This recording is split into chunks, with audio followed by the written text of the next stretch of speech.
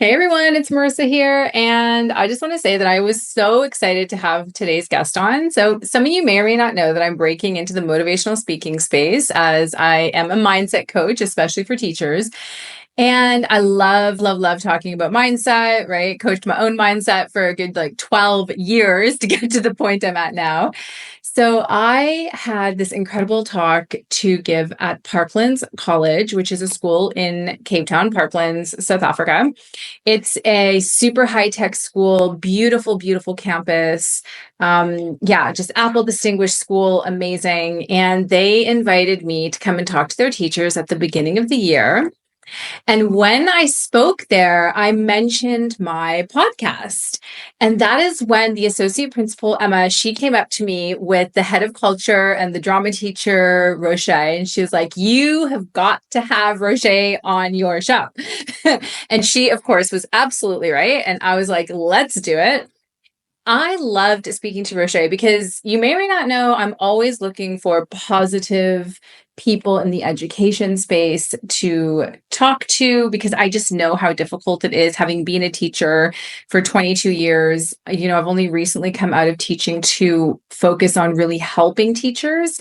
And I'm always on the lookout for people who can help motivate and inspire teachers to kind of keep going and not give up because there's a lot of teachers out there who are really struggling. And Roché has the most fiercest energy. I love it so much. She is not only extremely passionate about drama and being the head of culture at Parklands, she's actually been teaching since 1998 and has this gift for helping students build, confidence and communication skills. And if you don't know, right, those are two of the 21st century skills, the ones that we really need our kids to have if they are going to be what people like the term, I don't know, jobbable, basically. Um, and I loved listening to Roché's story, which you are going to love it as well. Especially if you're a teacher who's looking to help your kids build their communication skills, their confidence levels. But I was so impressed with her because she also pushed through some of her own fears around technology. And now she not only uses tech to enhance her teaching, but she teaches her fellow teachers about using tech. And I love that because we shouldn't be scared to take the initiative to learn more if we don't think we can do something. Anything, if we put our mind to it and we try, just put a little bit of effort out there. I know it's tough sometimes. We don't always want to embrace change. But the fact is, we all should have that growth mindset, right? That mindset that says, okay, I'm going to try this. I'm going to do this. And if I work hard enough at it, I'm going to get better and better. And that is ultimately the truth.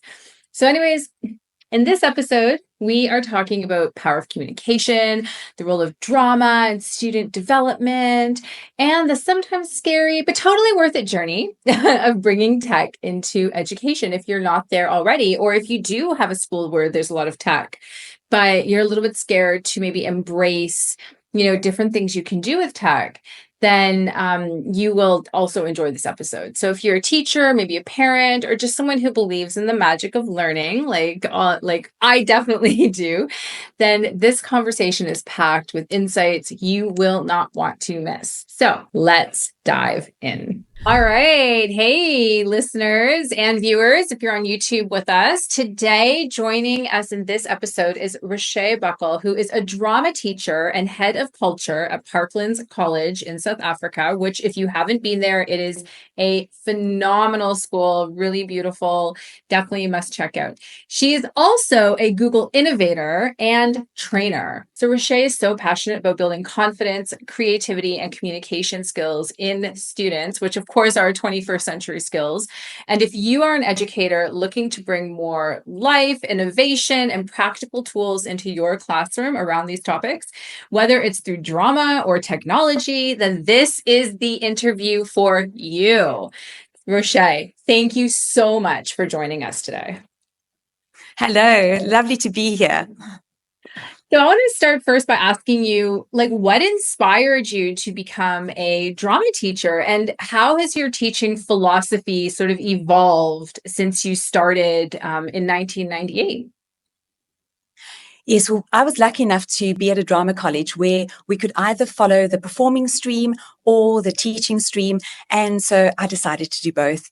And it was lovely for me because I had the most inspiring mentor in RA Tobias. And about after 6 months in my first year, she said to me, I want you to come and try and do some teaching with me. Just come and sit with me in the classes and see what it's about. And I did that and I fell in love with it. And I think I fell in love with her way of teaching because she was just so inspiring, the most incredible woman. She'd go from teaching a pre-primary class where we were all crawling around on the floor like cats or marching in our Wellingtons and being the rain, to half an hour later quoting Shakespeare with the grade sevens. And it was inspirational, and I loved it, and I loved being in her space. And I still find myself reacting to some of the presentations that my children do in the same way that she does. And I think, oh, all right, she's with me here, or using some of her quotes or some of her phrases. And she always said to me, Roché, anything that you do, any place you visit, any event that happens, you can turn that into a scene. And that has stayed with me forever. Everything I do. On Sunday, I went on a hike with a friend and we came across a whole troop of baboons, actually a whole troop of baboons. And it was quite scary. And I said, I can turn this into a scene. Yeah. And so everything that I do. And so it's been incredible for me to teach at a number of different schools, from pre-primary to schools where I was using drama as a tool to teach English, to now I teach from 3 years old to grade 6. So I cover the spectrum of ages. And I've seen in myself how I have grown as a teacher, because in 1998, it was very much about, this is the way it has to be, and this is how we're going to present it, and that's that. Whereas now I realize actually that different children learn in different ways, and that there are different ways of getting to the final result. And so now that the children can be far more experimental with what they do. I allow them to try out things in a safe space without the fear of getting it wrong or not doing it right. For me, I say to them, it's your interpretation. It's okay. As long as you can tell me why you're doing something, that's absolutely fine. And I feel that they learn so much more from that because there's no fear. They just do it. And that helps to build their presentation skills, it helps to build their confidence, and knowing that they can be and experiment in a safe space.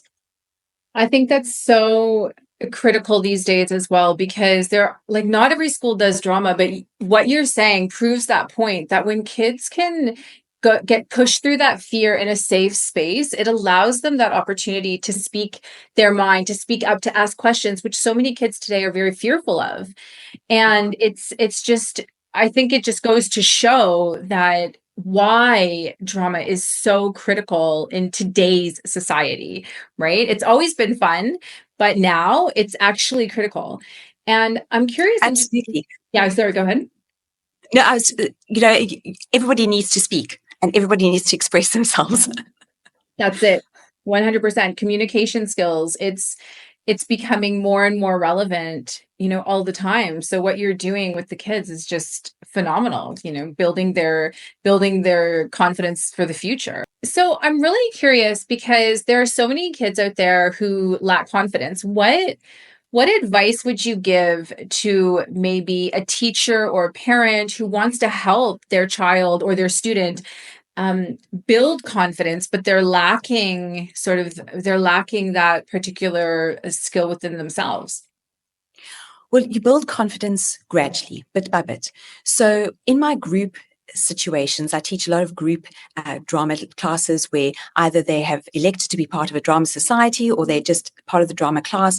And if I have somebody who is particularly shy and I want them to do some role play or do a presentation, the very first lesson I say to them, let me do it with you. I'm going to act with you, and then you'll see that it's not so scary. So I do it with them first. And then the next week, I might say to them, okay, try and say these lines. You can now do it on your own and do it in your way, but I'll still be here with you. And so they can see that little bit by little bit, they can get better at it and it's not so scary. And we build the confidence in that way. Also, being part of a group is sometimes much easier than a one-on-one situation. And I like to mix them up and put confident children with not so confident children, so we can just show that we can all work together. And the more you do it, the better it becomes. But it needs to be a gradual thing. And my first lessons are always big group lessons that we all do together, that I do it with them too. So we're all cats on the ground, or we're all climbing the mountain, or whatever it is, so that nobody stands out. Everybody's part of the group. And then with public speaking or doing oral presentations, that's a little bit different. But I find that if you engage the children in conversation first, then that helps to build the confidence. So active conversation, active listening is very important to help build that conversation. And I also find by the children writing their own speeches, you then have them writing it in the manner in which they speak. So it's their own phrasing, which then helps them to remember what they want to say. So by having active conversations, you build the trust of the learner that you're speaking with. And then you might use the information that you gain from that learner to help them speak to somebody else. So for example, I might say to a child, Emma, last week you told me about your favorite book that you were reading and the characters. Why don't you tell Mrs. Price about that as well? I'm sure she'll be interested in it. Mm-hmm. And then it's something that child is passionate about and can speak about easily, and doesn't have to think about it because it's something that they know. So I think working on those passions and speaking from a passion first helps to build the confidence as well. And then you can start giving them other topics. Also, in our school, we use technology. And so by recording your speech or recording your oral, the learner can then look back at it and see how they might want to change their phrasing, or if they want to use a pause differently or change their tone. And that helps to build the confidence also, because then they can hear how the audience will perceive what it is they're saying, and how they will understand it, which will also help to build the confidence. That is great. I love that idea of, especially for parents who maybe aren't going to always be necessarily in a big group, but for having that, oh, well, you were telling me about this.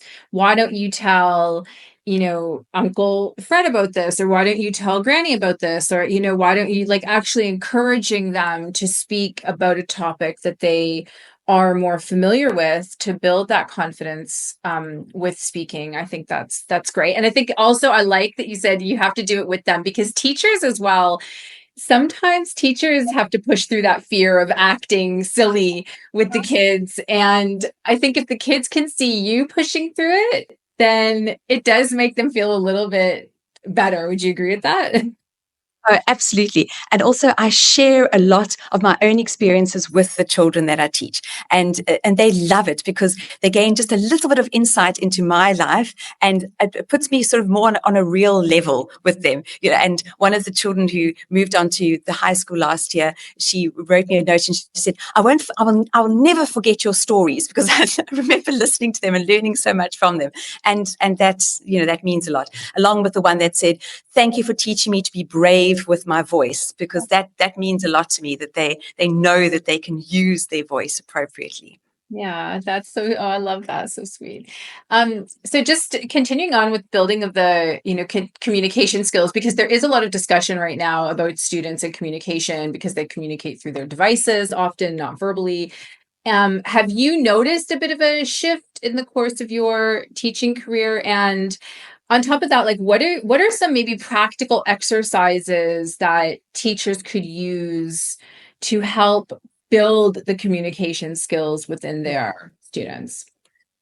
It's been an interesting journey for me, and I've found that there are groups of children who are definitely more insecure than others, and also we're finding that more and more children are not strong when they use their mouth. So their articulation muscles are not strong. So they forget that they need to use their lips and their jaw and their tongue when they speak. And there is no strength. And particularly, I find children that were maybe in their grade R or grade 1 and 2 years during a lockdown period, when they weren't really speaking to people so often, they need far more encouragement.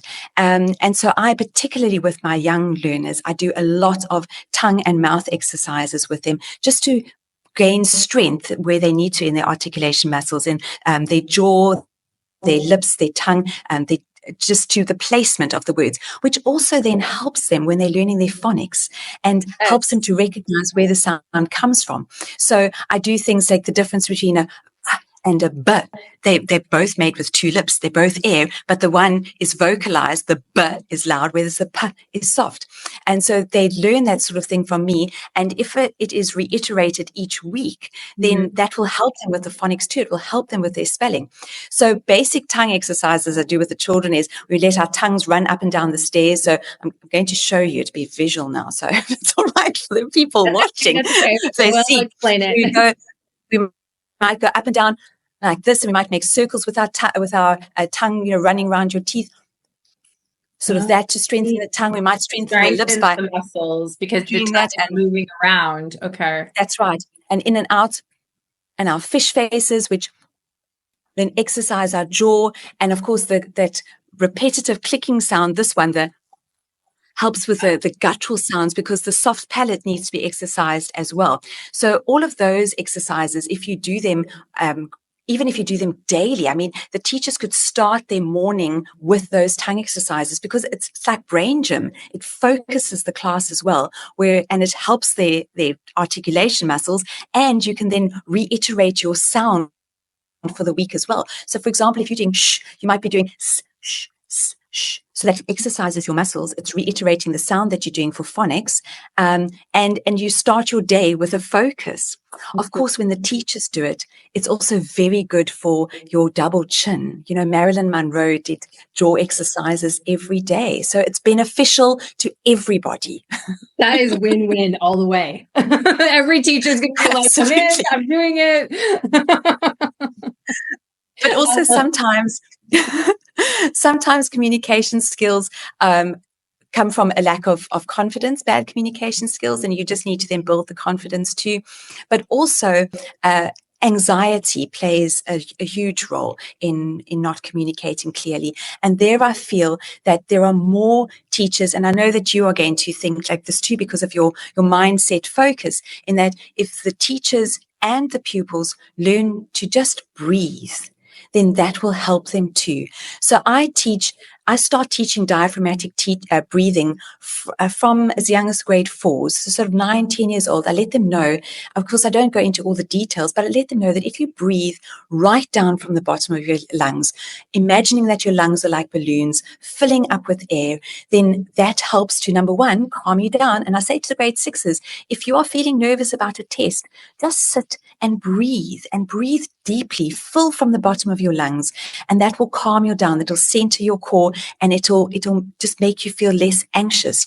And I feel that is an important skill that we can learn in drama, that we can use for the rest of our life, to just calm down, just relax. And I say to them, at night before you go to sleep, you are maybe so tense about something, your jaw is feeling tense, your shoulders are tense. I say, just say to yourself, relax your face, relax your shoulders, and then breathe. It'll help you to fall asleep quicker, to lessen the anxiety, and then you can carry on that way. So I find that breathing too is very, very important for strong communication.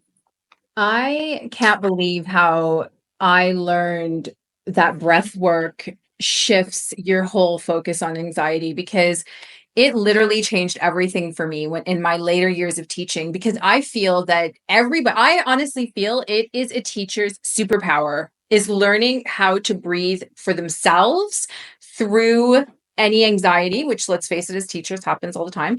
And then to teach the students how to do it and to make it part of a routine, like create a system around it where every day after break, when we come in, we do 5 minutes of breathing, or we do a couple of minutes, right? There are many different ways to incorporate it, but it really does make such a massive difference. So I'm really glad you brought that up, because I think you're helping so many students by incorporating that. And I hope teachers are listening too, that it's not just for the students, it's for them as well.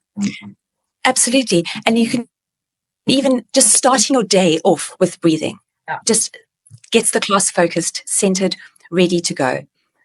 Yeah, no, I love that. So I'm really curious, Roché, about the fact that you're a Google Educator and Trainer. That's so exciting. So what would be maybe 2 things that you might tell new teachers who are coming in are maybe not as experienced with the Google education system, like what would you tell them would be maybe the first couple of things to learn? Some of the game changers when it comes to teaching.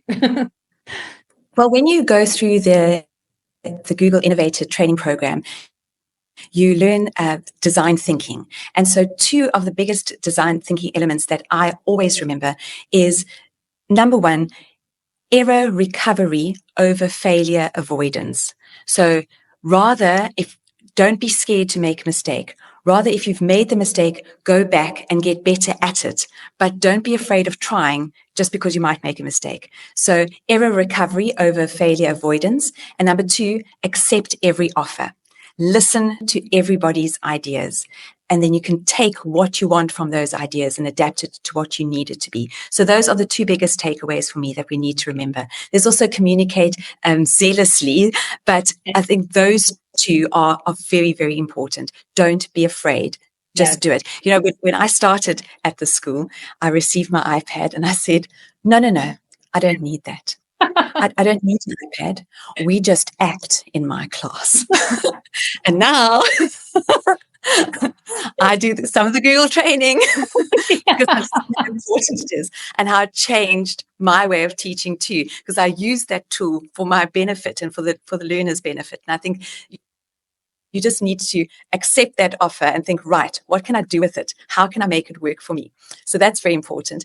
And then, of course, you know, when you're working with Google Workspace tools, just don't be scared to try out things, because there is that wonderful thing called version history. And if you've made a mistake, you just go back and you sort it out. So don't be scared to try out things. Don't be scared to use technology. You'll be surprised at how effective it can be in your class, whether it is that you use Google Docs as a collaborative document that everybody can add their information to, whether you use it as a mind map session. It's just, don't be scared of it. See how you can use it to enhance your teaching and also to enhance the understanding of the learners and what you're trying to do with them. We often record pieces in my class because, again, like I said, listening to what we're doing, listening to our tone, listening to our inflection, seeing how we can improve it. So that's how I use it very effectively in my lessons. I also just want to touch on the first part you were saying, because that is 100% the difference between a growth mindset and a fixed mindset. Like, anything can be learned with hard work and perseverance. And just because you can't do it right away doesn't mean you can't do it yet. It's as soon as you put that, I can't do it yet. I'm still learning. I'm still trying to figure it out, right? Maybe I could ask someone about this. The fixed mindset will be, no, this is not for me. I can't do it. I'm not technical. Like my mom says that, I'm just not technical, right? And the growth mindset is like, no, I'm going to do a little bit every day. I'm going to get better. I can do this. I just haven't learned everything yet. Maybe I can go to Roché or someone else to see if they can give me their best tip. And I'm going to keep working at it. And that mindset, that growth mindset, it's so important. And I think it's important for kids to see that too. You using that wording as well. Oh, I can't do this yet, but I'm going to keep trying. I'm going to learn instead of just I'm giving up. Well, I often say to my children, can we do this? I say, well, yes, let's try it. I'll try it with you.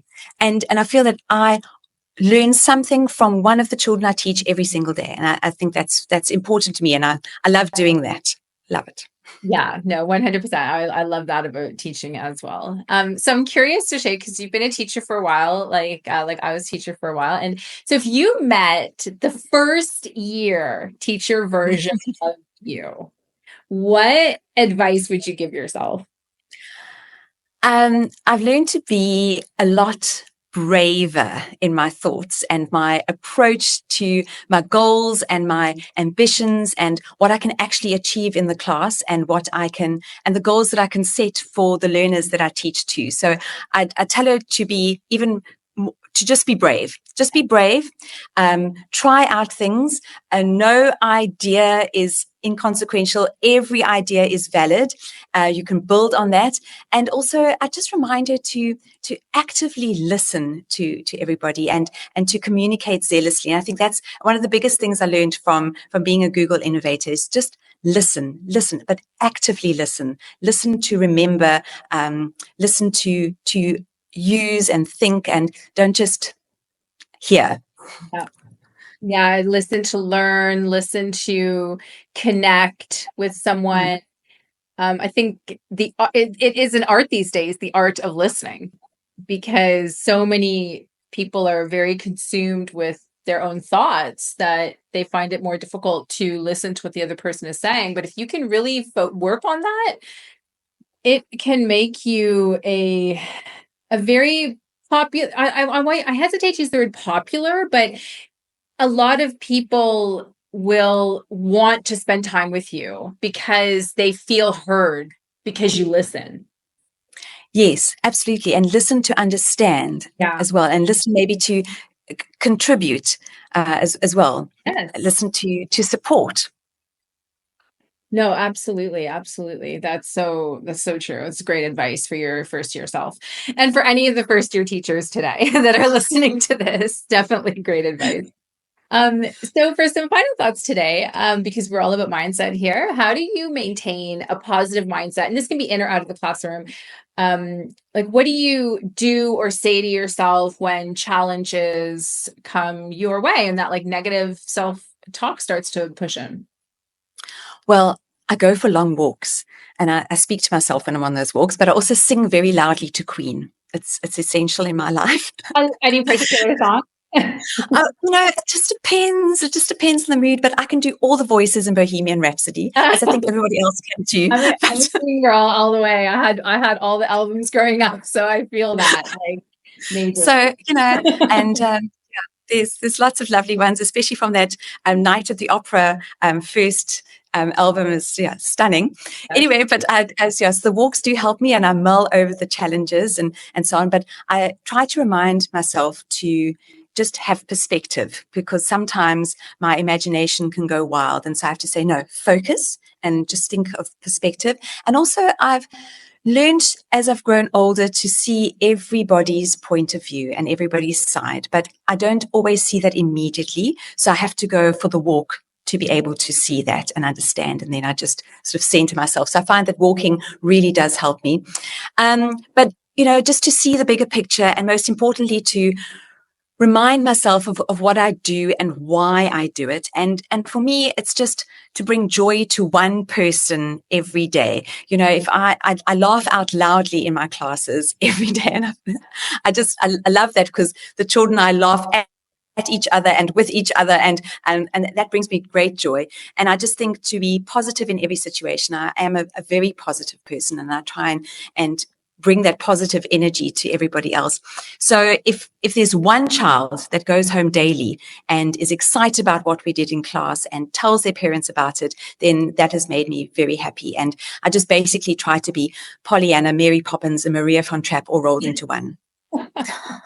That is quite a person there with those three. That's brilliant. And I really love, I think I want to just touch on where you said to bring joy to at least one person, because I think sometimes as teachers, we feel this pressure that if we didn't bring joy to every single student, then we have failed in some way. And that is so far from the truth. Like, you are never going to get through to every student, but if you just got through to one student, you brought joy to one person that day, that is a massive win, and you can celebrate that when you get home, because that person is going to go home and remember that, and that student is going to grow up remembering that. So I want teachers to really hear that it's okay to not get through to everybody. Just go in and just try to bring joy to one person. And if you bring joy to 10, even better, but you only really need one, So Absolutely. No, and that will bring joy to you too. Yes. And it'll just make your day. Exactly. No, 100%, 100%. Roché, finishing off, we always finish with the gratitude practice here, because I'm all about, shifting the energies and the quickest way to do that is through gratitude. So what 3 things are you grateful for today? Well, I am grateful to work in an environment where I get to express myself every day, and wear sparkles. They do call me Mrs. Sparkle. And I'm grateful that the people I work with accept me for who I am, even when I have the craziest ideas, which is most days. They've learned to just go with the flow and know that it'll work out in the end. It'll get there, and I'm very grateful for that. Actually, that I have that support, and I'm grateful that I've learned to be brave, because I think that's very important. Yes, I think that is a highly important skill. And a lot of people, I always say fear, my favorite acronym for fear is false evidence appearing real, because Mm. we're often trapped in our fear, and we have to be brave sometimes to push through the fear, because that's where like the highest version of us is, the version of us that is going to make this, even more of a difference to the students, but also to ourselves. So I think that's definitely, be brave. Everyone can be brave. You can do it. Yes, um, you can do it. You can do it. yeah. I just want to say, Roché, I'm just so grateful for you for coming on the show today. And we're definitely going to put all your, your Instagram and everything in the show notes. And thank you so much for just helping the teachers at Parklands and just teachers in the past that you've worked with expand, their tech knowledge, and also just the children, helping them build confidence and speaking, which are so important as skills these days. And I wish you only the most success and prosperity as you move forward with all your endeavors this year, especially your play this year, which is called, again, is it Madagascar, Young Madagascar? Tell me the name. Yeah, Madagascar Junior. Madagascar Junior. Congratulations with that. Do you have any dates yet on when that's happening? Oh, yes. Well, I can punt it. It's going to be on stage 31st July and 1st and 2nd of August here at Parklands College. The preparatory faculty are doing it. So it's going to be fantastic. And we've got some of our little grade R's will be involved, right up to our grade sixes. And it's going to be magnificent. So much color on stage, so many children on stage, fantastic singing, dancing, acting. It's going to be wonderful. Woo, it sounds amazing. All right, awesome. End of July, beginning of August. Perfect. If you don't have anything to do, definitely check out the play at Parklands Prep. Thank you again so much, Roché. And I just wish you the most beautiful, beautiful week ahead. Thank you. Thank you for having me.